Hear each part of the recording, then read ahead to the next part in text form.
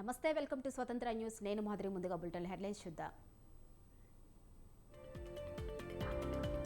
2 రోజుల్లో ఢిల్లీ పర్యటనకు పవన్ కళ్యాణ్. బీజేపీ పెద్దలతో పవన్ చర్చలు.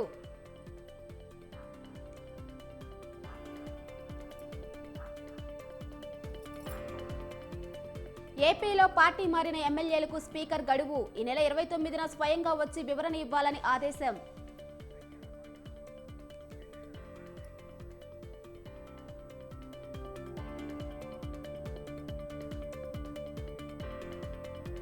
విభజన హామీలపై పోరాటం చేయాలి. తెలంగాణ హక్కులను కాపాడవలసిన బాధ్యత ఎంపీలదే అన్న కేసీఆర్.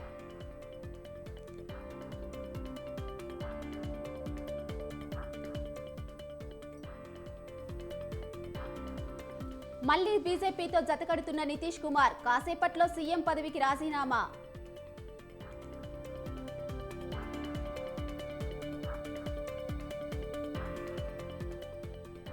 వాఘా బోర్డర్లో బీటింగ్ రీట్రీట్. ఆకట్టుకున్న జవాన్ల కవాతు.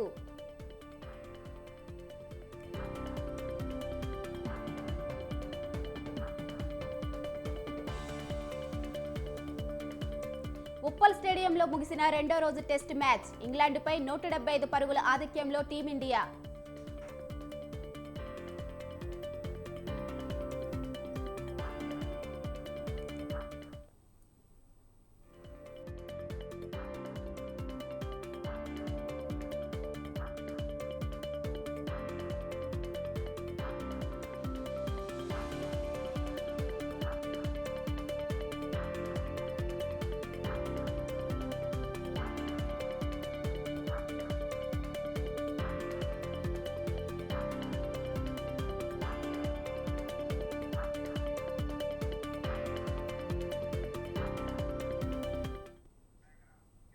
రైట్, బ్రేకింగ్ న్యూస్ చూస్తున్నాం.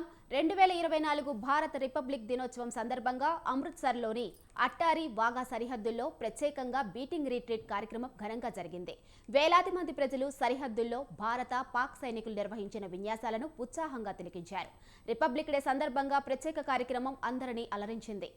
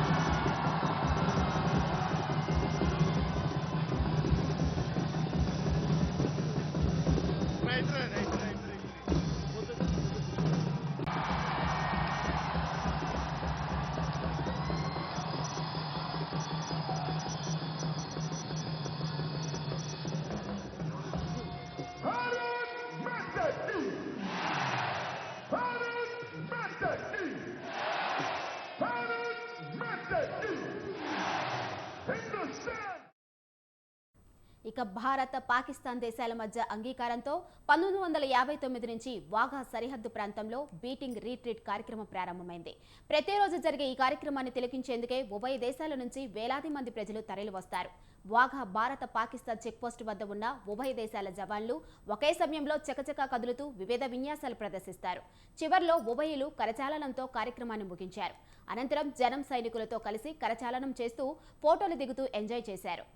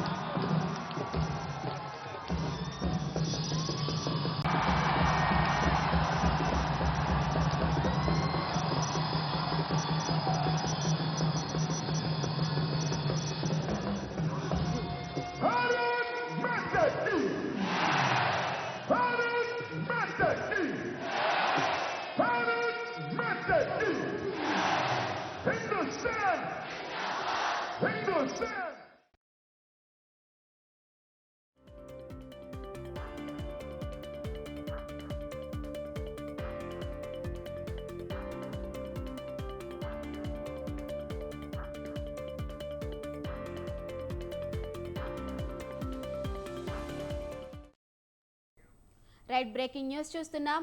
జనసేన అధినేత పవన్ కళ్యాణ్ 2 రోజుల్లో ఢిల్లీ పర్యటనకు వెళ్లనున్నారు. అక్కడ ఆయన బీజేపీ పెద్దలను కలవనున్నారు. బీజేపీ జనసేన పొత్తులో భాగంగా బీజేపీ పెద్దలతో చర్చించనున్నారు పవన్ కళ్యాణ్.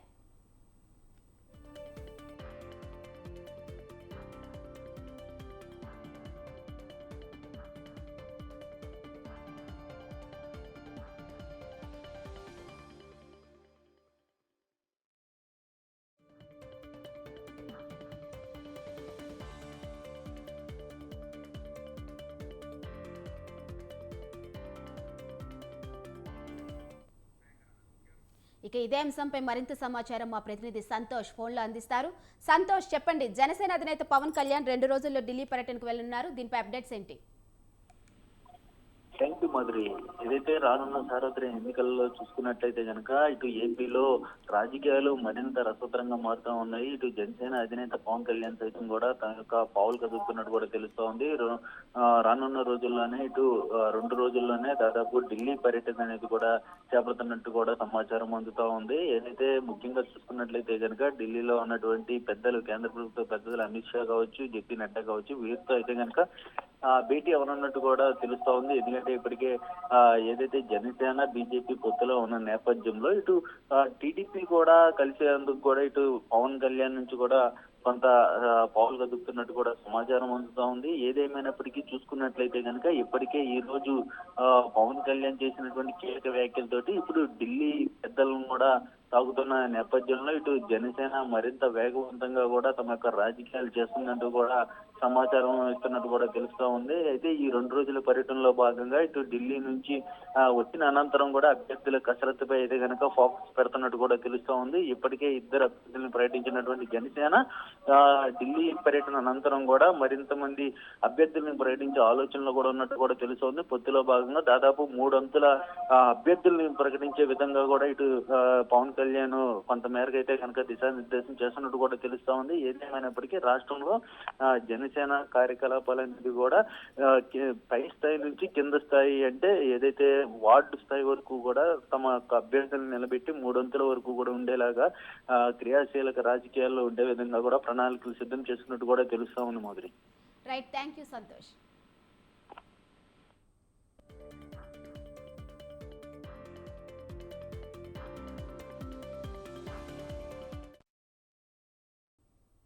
వైఎస్ఆర్సీపీలో ముసలం పుట్టిందా? ఎమ్మెల్యేలు అసంతృప్తి, అసహనం పెళ్లుబూకుతుందా? ఆ ఎమ్మెల్యే అసంతృప్తికి కారణమేమిటి? నియోజకవర్గంలో కొద్ది రోజులు యాక్టివ్గా ఉంటారు, మరికొన్ని రోజులు దూరంగా ఉంటారు. పార్టీలోనే ఉంటా, రాజకీయాల్లో ఉన్నంతకాలం మా అధినాయకుడితోనే నా ప్రయాణం అంటూ మాట్లాడుతూనే సమకాలీన రాజకీయాలు చేయలేమంటూ ఆయన చేసిన వ్యాఖ్యలు ఇప్పుడు చర్చగా మారింది. ఆ ఎమ్మెల్యే ఎవరని తెలుసుకోవాలంటే ఈ స్టోరీ చూడాల్సిందే.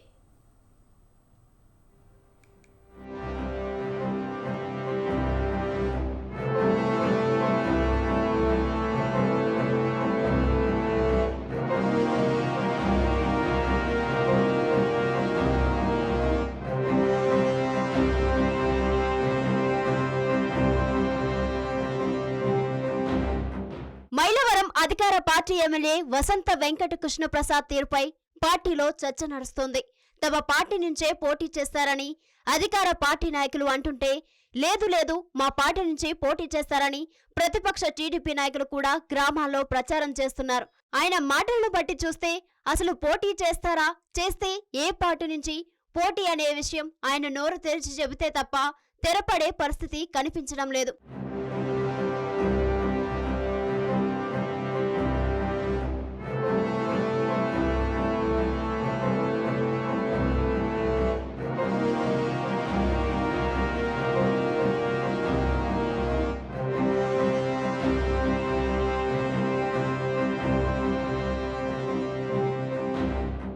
నియోజకవర్గంలో మంగళవారం పలు కార్యక్రమాల్లో పాల్గొన్న ఆయన కొన్ని ఆసక్తికర వ్యాఖ్యలు చేశారు. సంక్షేమం చేస్తే సరిపోదని, అభివృద్ధి కూడా చెయ్యాలని, నియోజకవర్గం అభివృద్ధిపై ప్రజలు తనను ప్రశ్నిస్తున్నారని మాట్లాడారు. తన రాజకీయ భవిష్యత్తును కూడా కాలమే నిర్ణయిస్తుందని ఆయన చేసిన వ్యాఖ్యలపైనే ఇప్పుడు చర్చ జరుగుతోంది. వైసీపీలో ఉంటారా లేక టీడీపీలో చేరుతారో తెలియక గందరగోళ పరిస్థితి నెలకొంది.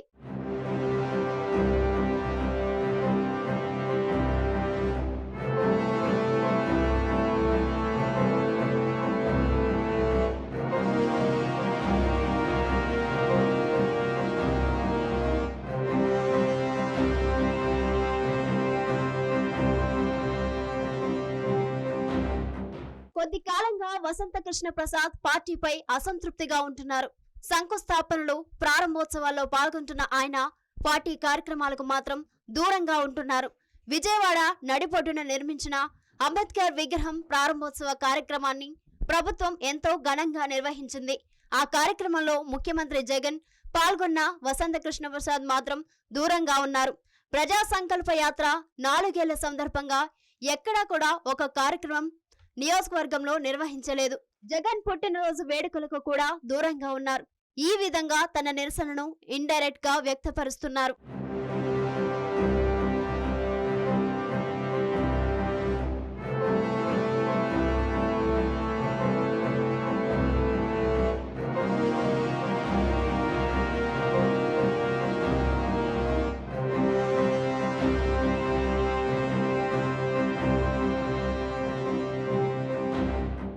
ఎమ్మెల్యే వసంత తీరుపై అయోమయంలో వైసీపీ కార్యకర్తలు, నాయకులు ఉంటే టీడీపీ నాయకులు కొత్త రకం చర్చను లేవనెత్తారు. టీడీపీ మైలవరం అభ్యర్థిగా వసంత పోటీ చేస్తారని ప్రచారం చేస్తున్నారు. టీడీపీ ప్రధాన నాయకులు కూడా ఇదే విషయం వారి కార్యకర్తల వద్ద ప్రస్తావిస్తున్నారు. వస్తున్న వార్తలను వసంత కృష్ణ ప్రసాద్ కానీ ఆయన అనుచరులు ఎక్కడా ఖండించడం లేదు. పైకి మైలవరం నుంచే పోటీ చేస్తానని చెబుతున్న వసంత కొద్ది రోజులుగా చిలకూరిపేట కేంద్రంగా రాజకీయాలు చేస్తున్నారనే వాదనలు కూడా బలంగా వినిపిస్తున్నాయి. టీడీపీ అధినాయకత్వంతో ఇప్పటికే చర్చలు కూడా చేశారని గుసగుసలు వినిపిస్తున్నాయి.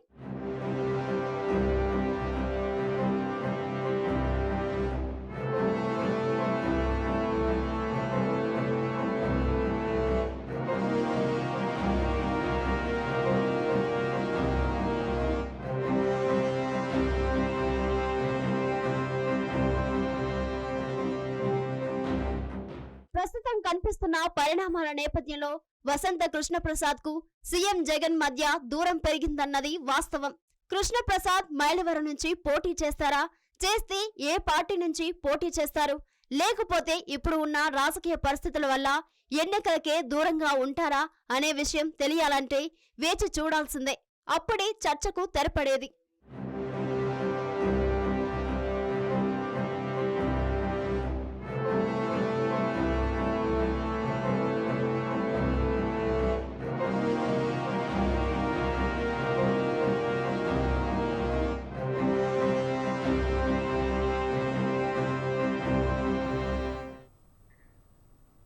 తెలంగాణ రాజ్భవన్లో గవర్నర్ తమిళిసై ఎట్ హోమ్ కార్యక్రమం నిర్వహిస్తున్నారు. ఎట్ హోమ్లో డిప్యూటీ సీఎం భట్టి విక్రమార్క, మంత్రులు, అధికారులు పాల్గొన్నారు. ఈ కార్యక్రమాన్ని లైవ్లో చూద్దాం.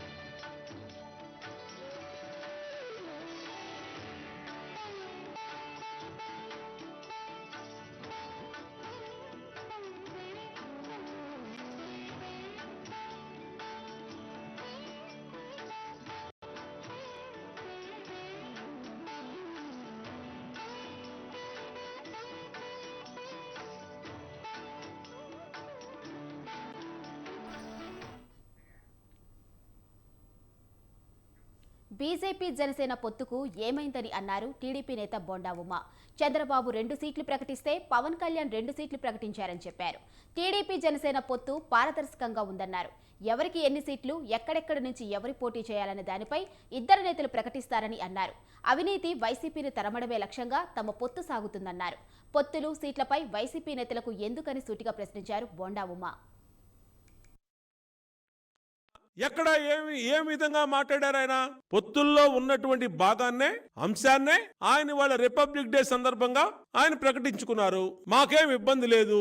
మేము ఒక నియోజకవర్గం మండపేట మేము ప్రకటించాం, 2 నియోజకవర్గాలు ఆయన ప్రకటించారు. దీనికి ఊళ్ళో పెళ్లికి కుక్కల అడావుళ్లాగా మీకేంటి అని అడుగుతాం. మీకేం సంబంధం దీంట్లో? అసలు ఊళ్ళో పెళ్లికి కుక్కల అడావుళ్లాగా మీకేంటి అంటే, మీకు జనసేన తెలుగుదేశం పార్టీ కూటమి అంటే ప్యాంట్లు తడిసిపోతా ఉన్నాయి, డైపర్లు వేసుకొని తిరుగుతున్నారు. మీరు గోతిగాడ నక్కల్లా కూర్చొని ఎక్కడ వీళ్ళిద్దరిని విడగొడదామా లేదంటే చెడగొడదామా అనే చన్నాన తాడేపల్లిలో కాసుకొని జే గ్యాంగ్ మొత్తం కూడా టీవీలకు అత్తుకొని ఏం జరుగుతుందా అనేది ప్రతి సెకండ్ వాచ్ చేస్తారు. వైసీపీ పార్టీ నిమిత్తం అయిపోతుంది, 20 సీట్ల లోపే పరిమితం అవుతుంది, పరాజయాన్ని కళ్ళ ముందు కనపడుతుంది. కాబట్టి ఎక్కడ జనసేన తెలుగుదేశం అంటేనే వైసీపీ నాయకులకి తాడేపల్లిలో ఉన్న నాయకులతో సహా.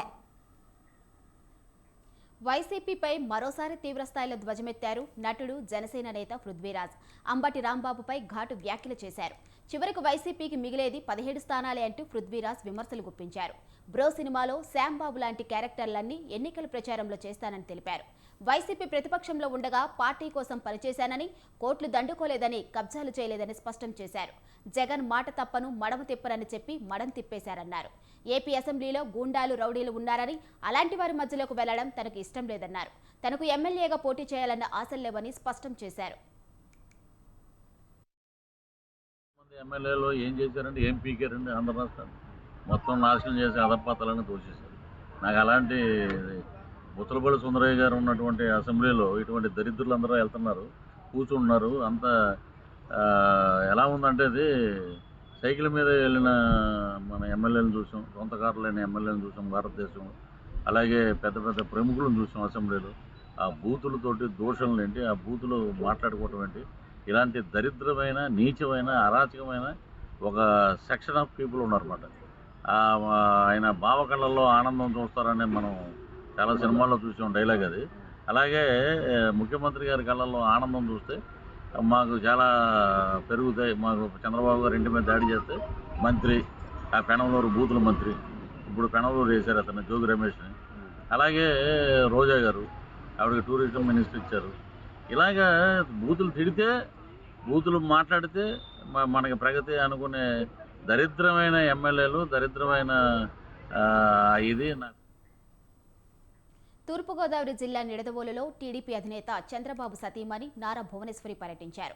కలవచెర్ల, పందలపర్రు, తిమ్మరాజుపాలెం గ్రామంలో చంద్రబాబు అరెస్టు వార్త విని గుండెపోటుతో మరణించిన కుటుంబాలను పరామర్శించారు. నిడదవోలు నియోజకవర్గ టీడీపీ ఇన్ఛార్జ్ బూరుగుపల్లి శేషారావు ఆధ్వర్యంలో నారా భువనేశ్వరి బాధిత కుటుంబాలను పరామర్శించారు. వారికి ధైర్యం చెప్పి 3 లక్షల ఆర్థిక సాయం అందించారు.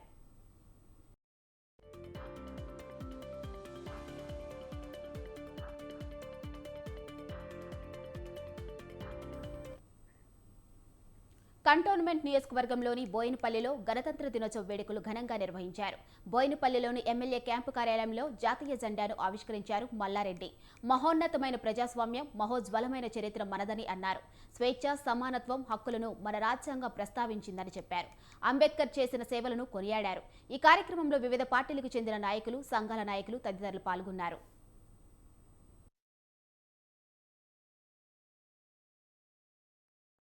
యావత్ భారతదేశం అంతా కుల, మత, ప్రాంతీయతత్వం, విభేదాలు ఏవి లేకుండా అందరూ కలిసి జరుపుకునే ఏకైక పండుగ ఈ యొక్క గణతంత్ర దినోత్సవము. మన బ్రిటిష్ వాళ్ళు మన యొక్క ఇండియాను, మన భారతదేశాన్ని మొత్తం ఉన్నటువంటి ధనగారాన్ని, భాగ్యగారాన్ని మొత్తం తోచుకొని పోయినప్పుడు మన భారతీయులు ఎంతో పోరాటం చేసి మనకు స్వాతంత్రాన్ని తీసుకొచ్చారు. మరి స్వాతంత్రము 1947లో వచ్చింది. అయినా కూడా అప్పటి ఈ యొక్క రాజ్యాంగం మనకు అప్పట్లో లేదు. మన బిఆర్ అంబేద్కర్ గారు మరి రాజ్యాంగాన్ని ప్రపంచంలోనే ఎక్కడ కూడా లేనటువంటి రాజ్యాంగాన్ని నెలకొల్పి మనకు 1950 ఈ యొక్క 26 జనవరి నాడు మనకు ఈ యొక్క భారత రాజ్యాంగాన్ని మనకు ఇచ్చాడు. అప్పుడు మన ప్రెసిడెంట్ గారు డాక్టర్ రాజేంద్ర ప్రసాద్ గారు ఆధ్వర్యంలో ఈ యొక్క రాజ్యాంగాన్ని మన భారతదేశానికి అందించాడు. 75వ గణతంత్రం జరుపుకున్నందుకు పొద్దున నుంచి 8 o'clock నుంచి అన్ని కాలనీలు, అన్ని బస్సులు, అన్ని కుల సంఘాల దగ్గర జెండా కార్యక్రమం చేయడం జరిగింది. దాంట్లో భాగంగా లాస్ట్ సమతానగర్, ఎందుకంటే 15 ఆగస్టు కానీ 26 జనవరి కానీ చాలా పెద్ద ఎత్తున కుటుంబ సభ్యుల లెక్క మహిళలు, పిల్లలు, ఫ్యామిలీతో అందరితో బాగా పెద్దగా చేసుకుంటారు కాబట్టి ఇక్కడ లాస్ట్ రోజు ఇక్కడ కూడా చేసుకొని, ఎందుకంటే మన రాసిన రాజ్యాంగం ప్రకారంగా మన జరుగుతున్న దానికి ఇంకా కొద్దిగా అవేర్నెస్ రావాలి, ఇంకా బాగా డెవలప్ చేసేది ఉంది, ఇంకా చాలా పనులు ఉన్నాయి. కాబట్టి మా సమతానగర్ వాసులకు ఒకటే మాట ఇచ్చేది, వాళ్ళకు ఏది ఉన్నా, ఎందుకంటే మొదటి నుంచి కూడా వాళ్ళు బాగా హార్ట్ఫుల్గా పనిచేస్తారు, రాజకీయంగా అటు ఇటు కాకుండా ఒక వన్ సైడ్ ఉంటారు. గణతంత్ర దినోత్సవం సందర్భంగా అందరికీ శుభాకాంక్షలు. అది 1950 జనవరి 26న మరి మన రాజ్యాంగం మరి ఈ రోజున అమల్లో రావడం జరిగింది. ఆ రోజున మరి అంబేద్కర్ గారు మన భారతదేశంలో అనేక సంస్కృతులు అలవాటు పడ్డ ప్రజలు ఉన్నారు, వాళ్ళకి సంబంధించినట్టుగా మరి అట్లాగే బడుగు బలహీన వర్గాలకి అందరికీ అనుకూలంగా ఉండే విధంగా మన భారత రాజ్యాంగాన్ని ఆయన నాయకత్వంలో ఏర్పాటు చేయడం జరిగింది. మరి 1926న జనవరి 26న మరి మనం ఆమోదం తెలియజేసుకుంటూ మరి 26th రోజున రావడం జరిగింది. మరి మన రాజ్యాంగం చాలా బలమైన రాజ్యాంగం, ఎందుకంటే మన భారతదేశం జనాభా అత్యధికమైన జనాభా, ఎక్కువగా అడుగారిన ప్రజలు ఎక్కువ మంది ఉన్నారు. ఇవి బులెటిన్ అప్డేట్స్. చూస్తూనే ఉండండి స్వతంత్ర.